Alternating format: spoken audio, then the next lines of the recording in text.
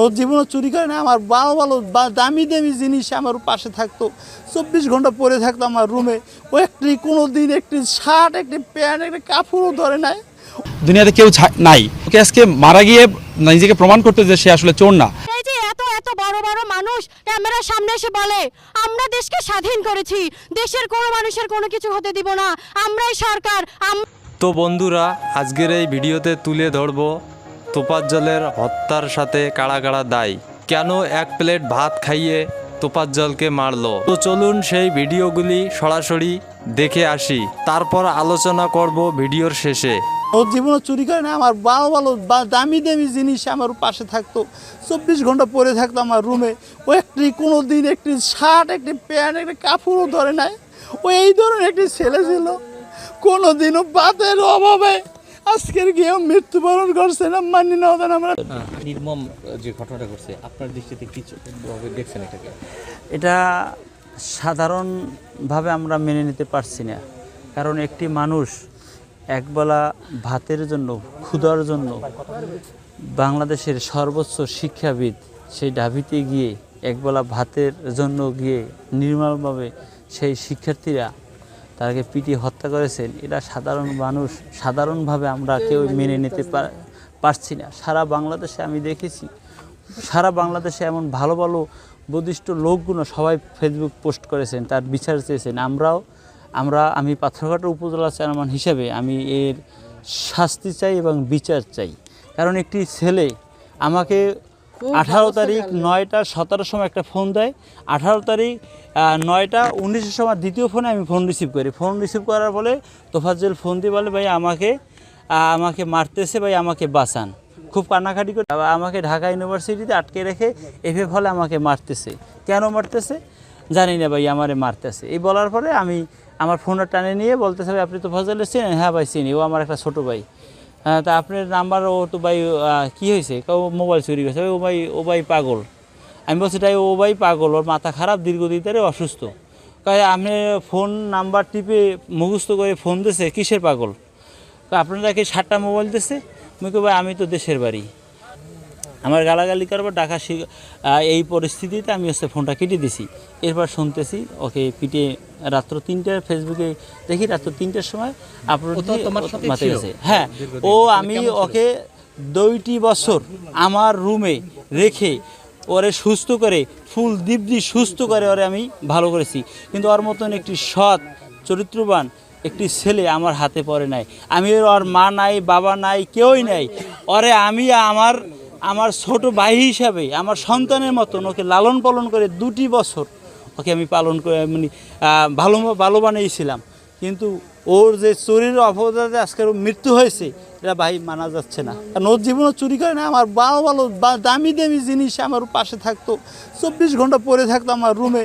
ও একটি কোনো দিন একটি শার্ট, একটি প্যান্ট, একটি কাপড়ও ধরে নাই।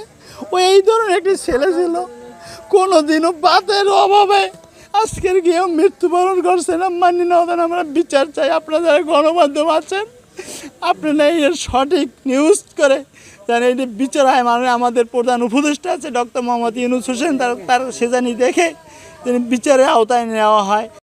মানুষকে মারে না, গলা পেতে একটা পোস্তে বলে দিয়ে যেত, তাতে আমার দুঃখ ছিল না। টুকরা টুকরা করতে পুরো শরীরের আঙ্গুলগুলো এইখানে এনে ফেলে দিচ্ছে।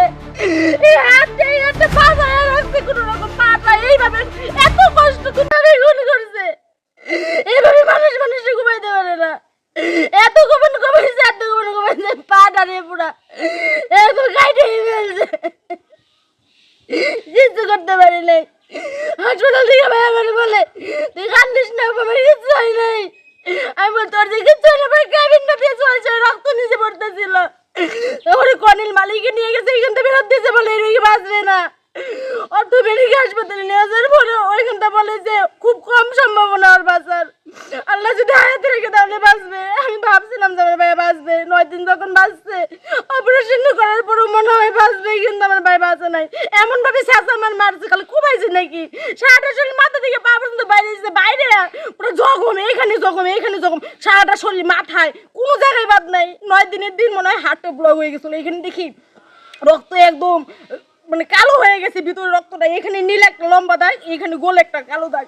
এই দাগ ওই দিন রাতে আমি 2টার সময় দেখছি ভাইয়ের, আমি বলি ভাইয়া এইসব সাহায্য করছে। আমি খবর পাইছি, খবর পাওয়ার পরে তারপরে আমি দৌড়ে গেছি, দৌড়ে যাওয়ার পরে দেখেছি আমার ঘুমাইতেছে, ওই দিকটা আমাদের যাইতে দেয় নাই,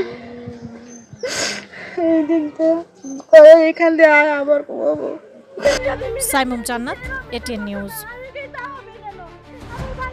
ওয়েট, তোফাজ্জলের কি ভুল ছিল? বেরিয়ে আসলো আসল সত্য। হারুন আঙ্কেলের ভাতের হোটেল থেকে আসামিরা বেঁচে ফিরলেও এই মেধাবী স্টুডেন্টদের ভাতের হোটেল থেকে কেউ জীবিত অবস্থায় ফিরে আসতে পারে না। তাদের নির্মমতা ডিবি হারুনকেও হার মানায়। একটা মানুষকে ভাত খাওয়াই মারে, তারপর আবার ভাত খাওয়াই আবার মারে, এটা কোন ধরনেরই? আর সেখানে তো সে অসুস্থ একটা মানসিক রোগী, সে কোনো অন্যায় করে না, অপরাধ করে না, সন্দেহের বশে একটা মানুষ এরকম মারবে? ওরা হলো 4 জন ফ্যামিলিতে, ওর বাবা মা আর 2 ভাই। ওর বাবা মারা গেছে রোড অ্যাক্সিডেন্টে, মা মারা গেছে ক্যান্সারে, ভাই ছিল বড় ভাই, উনি পুলিশের এসআই ছিল, উনিও গত বছর রোজায় লিভার ক্যান্সারে মারা গেছে। ভাই মারা যাওয়ার পরে মূলত হলো আরো মানসিকভাবে উন্মাদ হয়ে গেছে। একজন মানুষ তার মোবাইল হারিয়ে আবেগের বশত আরেকজন মানুষকে ধরে তারপর গোস্ত ভাত দিয়ে খাইয়ে এরপর নির্মম ভাবে আয়োজন করে তাকে দুনিয়া থেকে সরিয়ে দেওয়া হয়, এরকম একটি ঘটনা সামাজিক যোগাযোগ মাধ্যমে ইতিমধ্যে ভাইরাল হয়ে যায়। ভাই এখন কথা হচ্ছে যে ভাই আমি হচ্ছে যে ওনাকে হচ্ছে যে জাস্ট শুধু আবেগের বশে আমার যে ফোনটা হারাইছে ভাই। তবে সেই ঘটনার পিছনে রহস্যটা আপনারা অনেকেই জানেন না। আমি বাংলাদেশ আওয়ামী ছাত্রলীগ পাথরঘাটা উপজেলার কাঁঠালতলী ইউনিয়ন বরগুনা জেলা। আমার একটা মেসেজ দেব যে আল্লাহ সর্বশক্তিমান, আল্লাহ দেখে আমরা সবাই সতর্ক হয়ে যাব। এখানে কোনো রাজনৈতিক চাল আছে বিদায় অনেকে সন্দেহ করছেন। যেহেতু তোফাজ্জলের ভাই একজন এসআই ছিলেন, তোফাজ্জল একটি মেয়েকে অসম্ভব ভালোবাসতো কিন্তু কোনোদিন তাকে পায়নি। অন্যদিকে ছোটবেলায় তার বাবাকে হারায়, তারপর 2019 সালে তার মাকে হারায়। 2023 সালে তার সর্বশেষ আশ্রয় তার বড় ভাই, যিনি ক্যান্সারে আক্রান্ত হয়ে দুনিয়া থেকে সরে যায়, তাকেও তিনি হারায়। সবাইকে হারিয়ে পাগলের মতো ছটফট করতে থাকে রাস্তার মধ্যে। মানুষ তাকে যখন যা দিত তাই খেয়ে তিনি বেঁচে ছিল। একটা সময় কিন্তু তোফাজ্জল দেখতে যেরকম স্মার্ট ছিল সেরকম ভাবে তিনি একজন মেধাবী ছাত্র ছিলেন। তবে দুনিয়ার নির্মমতায় তিনি একসময় পাগলে পরিণত হয়। হাঁটতে হাঁটতে ঢাকা বিশ্ববিদ্যালয়ের মধ্যে ঢুকে যায় খাবারের জন্য। যেহেতু তিনি খালি গায়ে ছিল, মানুষ ভেবে নিয়েছিল ও একজন চোর। তারপর পকেটে হাত দিয়ে বলতেছে আমার তো মোবাইল ফোনটা হারিয়ে গিয়েছে, এখন ওই এটা চুরি করেছে। ভাই ধরে নিলাম আপনার মোবাইল ফোনটা হারিয়ে গিয়েছে, এখন আপনি কিন্তু অনেকটা উত্তেজিত। আপনি যদি আসলে উত্তেজিত হয়ে থাকতেন তাহলে আপনার টাকা খরচ করে কেন আবার তাকে হোটেলের মধ্যে নিয়ে ভাতের সাথে গোস্ত খাইয়ে আদর যত্ন করে একত্রে অনেক মানুষ হয়ে ভিডিওগুলো করলেন। সামাজিক যোগাযোগ মাধ্যমে সেই ভিডিওগুলো আপনারা রাতারাতি ছড়িয়ে দিলেন। তবে কিছুক্ষণ পরে বেরিয়ে আসলো আরো কিছু ভিডিও, যেখানে দেখা যাচ্ছিল 2 হাতের মাঝখানে একটি লাঠি দিয়ে তারপর অন্য পাশ থেকে চাপ দেওয়া হচ্ছিল। হাতের প্রত্যেকটা হাড় ওইখানে ভেঙে দেওয়া হয়। শরীরের প্রত্যেকটা অংশের মধ্যে আপনাদের নির্মমতার দাগ পড়ে যায়। তোফাজ্জলকে যখন এরকম নির্মম ভাবে আঘাত করা হচ্ছিল তখন ও কিন্তু চিৎকার করে কান্নাকাটি করছিল না, কারণ ও একজন মানসিক ভারসাম্যহীন মানুষ, যার কারণে আঘাত করলে যে চিৎকার করতে হয় সেটাও তোফাজ্জল জানতো না। এক পর্যায়ে তোফাজ্জল আর আঘাতগুলো সইতে না পেরে এই দুনিয়া থেকে বিদায় নেয়। তোফাজ্জল একজন এতিম মানুষ, বারবার বলছিল আমি একজন এতিম, আমার কেউ নাই, বাপ মা ভাই বোন আমার কেউ নেই, আমি একা ঘুরে বেড়াই রাস্তার মধ্যে। কিন্তু কেউ তোফাজ্জলকে ছাড়েনি। একজন খুনি কখনো শিক্ষার্থী হতে পারে না, একজন শিক্ষার্থী কখনো খুনি হতে পারে না। তাহলে সেই স্বৈরাচার সরকারের সাথে বা সেই স্বৈরাচারিতার সাথে আমাদের পার্থক্য কোথায়? হ্যাঁ, সাধারণ জনগণ যদি আবু সাইদের বুকে গুলি লাগার কারণে সবাই রাস্তায় নামতে পারে, তাহলে একজন মানসিক ভারসাম্যহীন ব্যক্তিকে যদি দুনিয়া থেকে নির্মম ভাবে এইভাবে স্টুডেন্টরা সরিয়ে দিতে পারে, তাহলে জনগণ